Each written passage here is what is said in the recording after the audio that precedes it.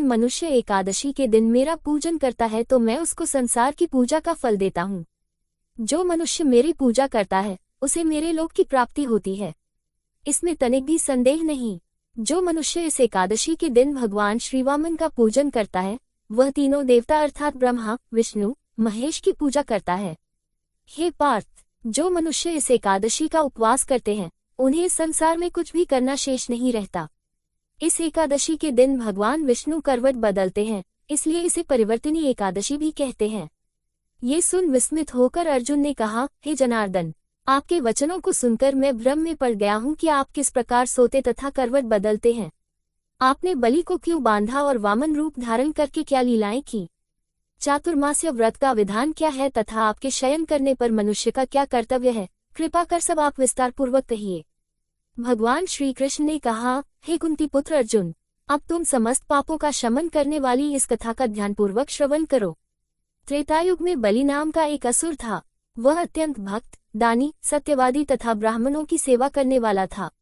वह सदा यज्ञ, तप आदि किया करता था। अपनी इसी भक्ति के प्रभाव से वह स्वर्ग में देवेंद्र के स्थान पर राज्य करने लगा।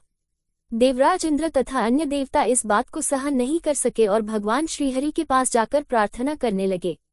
अंत में मैंने वामन रूप धारण किया और तेजस्वी ब्राह्मण बालक के रूप में राजा बलि पर विजय प्राप्त की। ये सुनकर अर्जुन ने कहा, हे लीलापति, आपने वामन रूप धारण करके उस बलि को किस प्रकार जीता? कृपा कर यह सब विस्तार पूर्वक बताइए। भगवान श्री कृष्ण ने कहा, मैंने वामन रूप धारण करके राजा बलि से याचना की, हे राजन, तुम मुझे 3 पग भूमि दान दे दो, इससे तुम्हें 3 लोक के दान का फल प्राप्त होगा। राजा बलि ने इस छोटी सी याचना को स्वीकार कर लिया और भूमि देने को तैयार हो गया।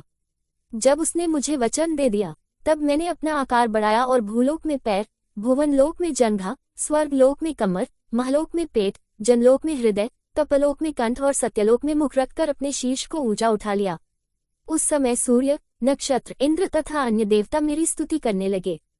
तब मैंने राजा बलि से पूछा कि हे राजन, अब मैं तीसरा पग कहाँ रखूं? इतना सुनकर राजा बलि ने अपना शीर्ष नीचे कर लिया। तब मैंने अपना तीसरा पग उसके शीर्ष पर रख दिया और इस प्रकार देवताओं के हित के लिए मैंने अपने उस असुर भक्त को पाताल लोक में पहुंचा दिया। तब वह मुझसे विनती करने लगा। मैंने उससे कहा कि हे बलि, मैं सदैव तुम्हारे साथ रहूंगा। भादों के शुक्ल पक्ष की परिवर्तिनी नामक एकादशी के दिन मेरी एक प्रतिमा राजा बलि के पास रहती है और एक क्षीर सागर में शेषनाग पर शयन करती रहती है। इस एकादशी को विष्णु भगवान सोते हुए करवट बदलते हैं। इस दिन त्रिलोकीनाथ श्री विष्णु भगवान की पूजा की जाती है। इसमें चावल और दही सहित चांदी का दान दिया जाता है। इस दिन रात्रि को जागरण करना चाहिए। इस प्रकार उपवास करने से मनुष्य सभी पापों से मुक्त होकर स्वर्ग लोक को जाता है।